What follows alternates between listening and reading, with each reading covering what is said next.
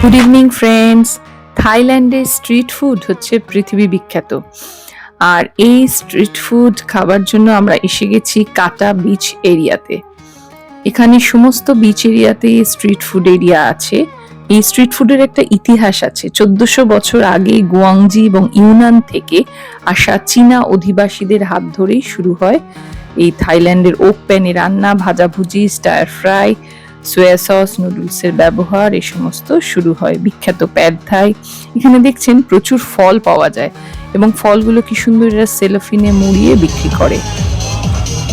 থাই খাবারে কিন্তু ভারতীয় ও পর্তুগিজ প্রভাব দেখা যায়। দ্বিতীয় বিশ্বযুদ্ধের পর চালের তীব্র সংকট দেখা যায়, তখনই সরকার চালের ব্যবহার কমাতে এই প্যাড থাই নুডলসের ব্যবহার প্রচলন শুরু করে। আর এখানে দেখতে পাচ্ছেন বিভিন্ন রকম ভেজিটেবল, বিভিন্ন রকম ফিশ, চিকেন, পোর্ক সবেরই গ্রিল করা, তারপরে আপনার কোনোটা বারবিকিউ করা, কোনোটা ফ্রাই করা বিক্রি হচ্ছে। এবং এগুলো কিন্তু আপনি যখন পছন্দ করবেন যে স্টিকটা, সেটা তখন ওরা তন্দুরি করে বা ফ্রাই করে দেবে। আইসক্রিম এত সুন্দর যে ফ্রুট আইসক্রিম বিভিন্ন ফ্লেভারে, দেখুন ওয়েফারটা ওরা সুন্দর করে তৈরি করে দিচ্ছে আপনার সামনে দাঁড়িয়ে। ওয়েফার তৈরি করে এবার এর মধ্যে যে রকম ফ্রুট আইসক্রিম আপনি চাইবেন, আমি যেমন স্ট্রবেরি নিয়েছিলাম, তো কি সুন্দর দেখুন রিয়েল স্ট্রবেরি কেটে কেটে ওরা সঙ্গে সঙ্গে আপনার সামনে বানিয়ে দিচ্ছে। দেখুন অক্টোপাসের টেন্টাকলস গুলো কিরম ভাবে কেটে রেখেছে, সব কিছুই কিরম স্টিকে গেঁথে রেখেছে, মানে কাবাব বানাচ্ছে। কত রকমের সি ফিশ দেখতে পাওয়া যাচ্ছে, সব কিন্তু হয় ফ্রাই করে নয় কাবাব, মানে শামুক, ঝিনুক কিচ্ছু বাদ নেই, সবের কাবাব।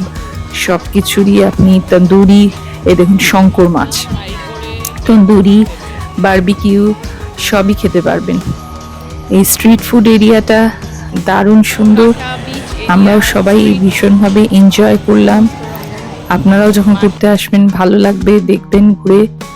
এখানে শুধু কাটা বিচ এরিয়ায় আছে, দেখুন এখানে অনেকে ছবি তোলে বিভিন্ন রকম অ্যানিমাল সব হাতে নিয়ে, বার্ডস, লিজার্ড, ক্যামেলিয়ান সব রকম হাতে নিয়ে। দেখুন এরা কিন্তু কি অদ্ভুত, তা না বলেই পারছি না। থাই খাবারের মধ্যে কিন্তু ভারতীয় খাবারের প্রভাব দেখা যায় ভীষণভাবে। বিশেষ করে বাঙালিদের খাবারের সঙ্গে বেশ কিছু মিল পাওয়া যায়, যেমন খাবারে মিষ্টির ব্যবহার, নারকেলের ব্যবহার, এসব দেখা যায়।